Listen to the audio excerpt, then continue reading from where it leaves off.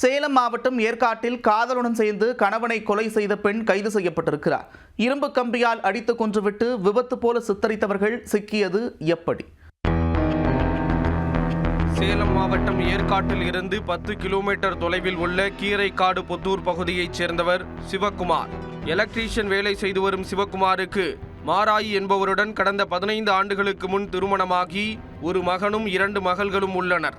சிவக்குமார் ஞாயிற்றுக்கிழமை தனது பைக்கில் குப்பனூரில் உள்ள சந்தைக்கு சென்று வீட்டிற்கு தேவையான மளிகை பொருட்கள் மற்றும் காய்கறிகள் வாங்கி கொண்டு திரும்பி வீட்டிற்கு வந்துள்ளார்.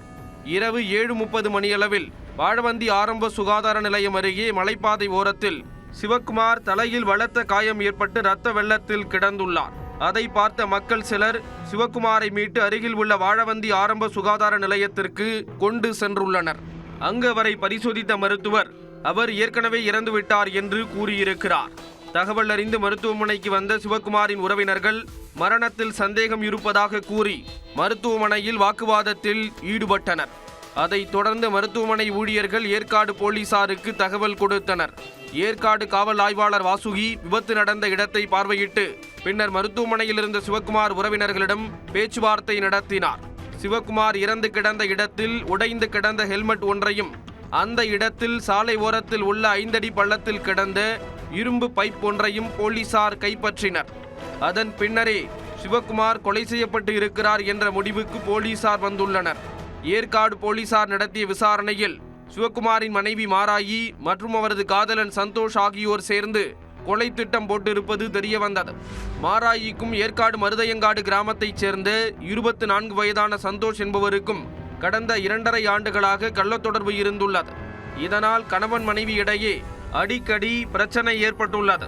இந்த விவகாரம் காவல் நிலையம் வரை சென்று பஞ்சாயத்து பேசப்பட்டு இருப்பதும் விசாரணையில் தெரிய வந்துள்ளது. சந்தோஷுடன் சில நாட்கள் பேசாமல் இருந்த மாராயி மீண்டும் அவருடன் தொடர்பை ஏற்படுத்தி இருக்கிறார். தான் வீட்டில் இல்லாத நேரத்தில் வீட்டிற்கு சந்தோஷ் வந்து சென்றதை அறிந்த சிவக்குமார் அவரை கம்பத்தில் கட்டி வைத்து தாக்கியிருக்கிறார். பின்னர் ஊர் பெரியவர்கள் பேச்சுவார்த்தை நடத்தியதை தொடர்ந்து சிவக்குமார் மற்றும் மாராயி இருவரும் சேர்ந்து வாழ்ந்து வந்தது தெரிய வந்துள்ளது. மாராயியை போலீசார் காவல் நிலையம் அழைத்து சென்று விசாரணை நடத்தினர். அப்போது சந்தோஷ் மற்றும் மாராயி இருவரின் கள்ள தொடர்புக்கு சிவக்குமார் இடையூறாக இருப்பதால் அவரை கொலை செய்ய மாராயி மற்றும் சந்தோஷ் திட்டம் தீட்டியது தெரிய வந்தது. கொலை திட்டத்தின்படி குப்பனூர் சந்தைக்கு சென்று வீடு திரும்பிய சிவக்குமாரை சந்தோஷ் மற்றும் அவரது நண்பரான கீரைக்காடு புத்தூர் கிராமத்தைச் சேர்ந்த அண்ணாமலை ஆகியோர் சேர்ந்து தாக்கி உள்ளனர். மலைப்பாதையில் சிவக்குமாரை வழிமறித்து இரும்பு ராடால் தலையில் அடித்து கொலை செய்துவிட்டு அங்கிருந்து தப்பி ஓடியது விசாரணையில் தெரிய வந்துள்ளது. அதைத் தொடர்ந்து மாராயி, சந்தோஷ், அண்ணாமலை ஆகியோரை போலீசார் கைது செய்து சிறையில் அடைத்தனர். மேலும் தலைமறைவாக உள்ள தினேஷை போலீசார் தேடி வருகின்றனர்.